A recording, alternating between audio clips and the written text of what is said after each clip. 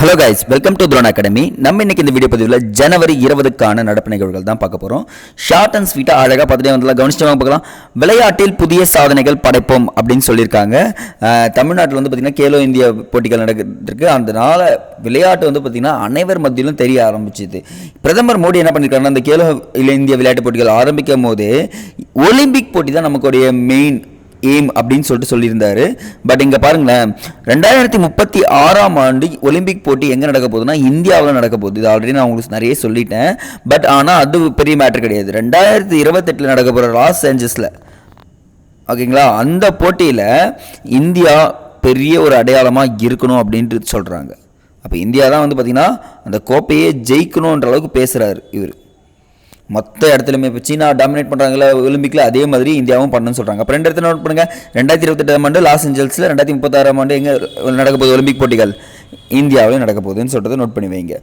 உங்களுக்கு தெரிஞ்சவங்க யாராவது அந்த விளையாட்டு வீரர்களாக இருந்தாங்கன்னா அவங்கள ஓகேங்களா, அவங்கள உற்சாகப்படுத்துங்க.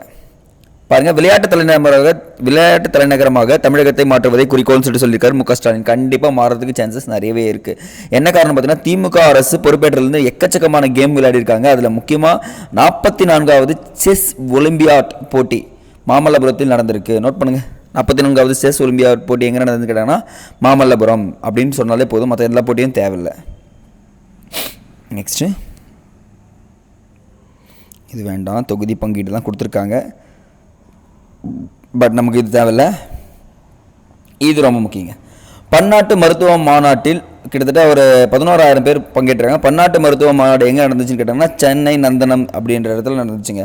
இதனுடைய கருத்து என்னன்னு பார்த்தீங்கன்னா, மருத்துவத்தில் எதிர்காலம் அப்படின்ற ஒரு தலைப்பில் வச்சு பேசப்பட்டிருக்காங்க. இப்போ என்ன பண்ணலாம்னா, நம்ம ஒரு எக்ஸ்ட்ரா இன்ஃபர்மேஷன் எழுதிக்கலாமா? எழுதுங்க போகலாம் ஸ்பீடாக. கலைஞர் நூற்றாண்டு நூலகம், எல்லாமே கலைஞர் போட்டுங்க. நூலகம் எங்கே இருக்குன்னா மதுரை. அடுத்து கலைஞர் நூற்றாண்டு பூங்கா, பூங்கா எங்கே இருக்குன்னா சென்னை. அடுத்தது கலைஞர் நூற்றாண்டு ஏறு தழுவுதல் அரங்கம் மதுரை. கலைஞர் நூற்றாண்டு உயர் சிறப்பு மருத்துவமனை கிண்டி.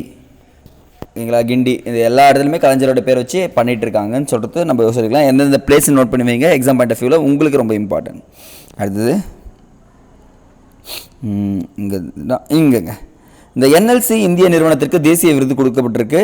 ஏன்னா அந்த ஸ்கோப்னு சொல்லுவாங்க, அந்த பொதுத்துறை நிறுவனங்களுக்கு நிலையான மாநாடு என்ற சுருக்கம் தான் வந்து ஸ்கோப். நோட் பண்ணுங்கள் இந்த பாயிண்ட்டை.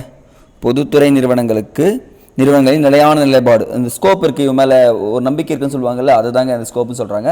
மற்றபடி வேறு எதுவும் தேவையில்லை. இப்போ இந்திய எந்த நிறுவனத்துக்கு தேசிய விருது கொடுக்கப்பட்டதுன்னா என்எல்சி அப்படின்னு சொன்னாலே போதும், வேறு எதுவும் தேவையில்லை. இது வேண்டாம், ஸ்கிப் பண்ணிக்கலாம். இன்றைக்கி ஒரு விஷயம் இருக்குது, பட் ஆனால் இது முடிச்சுட்டு வந்துடலாம். இன்றைக்கான திருக்குறள் பாருங்களேன். சுழாமல் தானே முடிவெய்தும் தம் குடியை தாழாது ஊன்றுற்றுபவர்க்கு அப்படின்றாங்க. அப்படின்னு தம் குடியை உயர்த்துவதற்கான செயலை விரைந்து முயன்று செய்பவர்க்கு அவர் ஆராய்ந்து பார்க்காமலே அச்செயல் தானே நிறைவேறும்னு சொல்கிறாங்க. அப்படின்னா ஒன்றும் இல்லைங்க, நீங்கள் இறங்கிட்டிங்கன்னா அந்த செயலுக்கான திட்டம் போட்டு செஞ்சுட்டே இருந்தீங்கன்னா அச்செயல் தன்னாலே வந்து சேர்ந்துரும்னு சொல்கிறாங்க இங்கே. சரிங்களா, சரிங்க, கொஞ்சம் ஸ்டெக் ஆகிடுச்சு. பட் ஆனால் இன்றைக்கி ஒரு இன்ஃபர்மேஷன் பாருங்கள். மனநல பாதிப்பை விரட்டுவோம் அப்படின்னு சொல்லியிருக்காங்க. கண்டிப்பாங்க இந்த ஒரு ஆர்டிக்கல் மட்டும் எனக்காக அப்படியே என்ன பண்ணுறீங்க, ஸ்க்ரீன்ஷாட் எடுங்க, கொஞ்சம் படித்து பாருங்கள். உங்கள் எல்லாருக்குமே தெரிய விஷயம் என்னென்னு பார்த்தீங்கன்னா, மன அழுத்தத்தில் எல்லாருமே இருக்காங்க இந்த உலகத்தில். பட் டேட்டாஸ் கொடுத்துருக்காங்க. நான் இதை பற்றி ரொம்ப படிக்க விரும்பல. ஏன்னா இருக்கிற ஸ்டூடெண்ட்ஸ் எல்லாருக்குமே நான் ஒரு மென்டர்ஷிப்பாக இருந்து ஒரு விஷயம் சொல்வேன், ஸ்ட்ரெஸ் ஆகாதீங்க, டிப்ரெஸ் ஆகாதீங்கன்னு சொல்லிட்டு. அதில் இந்த ஒரு லைன் நான் நிறைய டைம் சொல்லியிருக்கேன். நம் மனம் நம் உரிமை, மனநலத்தை பாதுகாப்பது முதலில் நம்மை நேசிக்க வேண்டும். செல்ஃப் லவ்ன்றது ரொம்ப இருக்கணுங்க. இன்ஃபர்மேஷனில் இது மட்டும் தெரிஞ்சுங்க, இதை எடுத்து வைங்க. அதுக்கப்புறம் வந்து மனநோய் இருக்காது, இந்தியாவில் இருக்கக்கூடாதுங்க. உங்களுக்கு என்ன இருந்துச்சுன்னா அதை வெரைட்டி அடிச்சிருங்க. அடுத்தது டிடி பொதிகைன்னு ஒரு நியூஸ் இருக்குங்க, அவ்வளோதாங்க. இங்கே வந்து ஒரு நியூஸ் இருக்குது. டிடி பொதிகை அப்போ அப்படின்ற ஒரு தொலைக்காட்சிக்கு என்ன பேர் வச்சுருக்காங்கன்னா டிடி தமிழ்னு சொல்லிட்டு பேர் வச்சுருக்காங்க. நோட் பண்ணுங்கள், டிடி தமிழ்னு சொல்லிட்டு பேர் வச்சுருக்காங்க. இப்போ ரீசெண்டாக கிட்டத்தட்ட 1975 ஆரம்பிக்கப்பட்ட இந்த ஒரு விஷயத்துக்கு இப்போ தான் பேர் வச்சு முடிச்சிருக்காங்க. சரிங்களா, ஓகே, நெக்ஸ்ட் வந்து பார்த்தீங்கன்னா சரிங்க, இன்றைக்கி என்னென்னு பார்த்தீங்கன்னா, இன்றைக்கி ஒரு நாள் மட்டும் நான் உங்களை எந்த கேள்வியும் கேட்கல. ஏன்னா இன்ஃபர்மேஷன் ரொம்ப கம்மின்றதால இன்றைக்கி ஃப்ரீயாக விட்டுற கமெண்ட் செக்ஷனில் ஜஸ்ட் நீங்கள் தெரிஞ்சுக்க வேண்டிய விஷயம்னா, இது வரைக்கும் கமெண்ட் போட்டிங்கல்ல, அவங்க எல்லாருக்குமே நான் இன்றைக்கி ஒரு கமெண்ட் பண்ண போகிறேன். குட் அப்படின்னு ஒரு கமெண்ட் எந்த தான் ஃபஸ்ட்டு இருக்கும். சரிங்களா?